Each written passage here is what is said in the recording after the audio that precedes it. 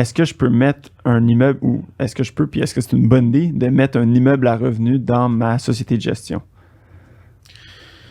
Ça peut être une excellente idée lorsque tu as un dividende qui provient de la compagnie opérante. Donc, tu reçois ton capital libre d'impôt dans ta compagnie de portefeuille.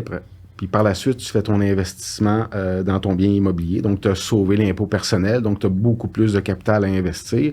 Donc, ça fait un certain sens.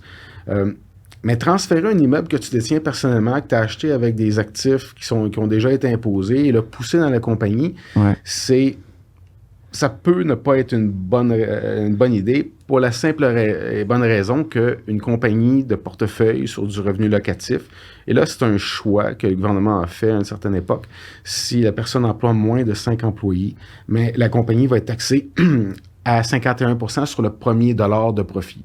Ouais. Contrairement au taux d'impôt de l'actionnaire qui pourrait être beaucoup moindre. Quelqu'un qui est taxé à 50% déjà, il veut la mettre dans une compagnie pour notamment faire un gel, prévoir la transmission du parc immobilier en faveur de ses enfants, bien, il va être un peu indifférent parce que le taux d'impôt va être le même, puis la corporation va lui donner un bon véhicule pour arriver à ses fins. Mais quelqu'un qui a un taux d'impôt de 20%, 22% versus 51%, mais là, on voit qu'il y a quelque chose qui ne fonctionne pas. OK? Donc ça serait, si on veut, la première partie de la réponse. Et puis la deuxième, c'est que, en plus d'avoir un taux de 51%, depuis 2012, d'une façon répétée, les gouvernements sont venus jouer dans le taux d'impôt du dividende parce qu'ils voyaient bien qu'il y avait comme...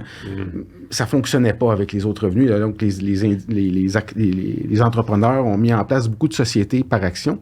Donc, lorsqu'on met une compagnie, un immeuble dans une compagnie, donc lorsqu'on regarde la taxation du loyer qui va être reçu et du gain capital futur, en raison de l'imposition du dividende, bien, il va vous en rester moins dans vos poches que si vous l'aviez détenu personnellement, l'immeuble. Ouais.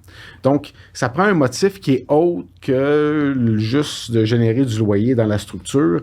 Donc, habituellement, moi, je vais m'en tenir. C'est soit que tu as le capital qui est versé libre d'impôt ou tu as besoin d'une planification qu'on va appeler testamentaire, où là, on va jouer avec cet outil-là. Là. Donc, mais sinon, j'éviterais de mettre un immeuble dans une compagnie.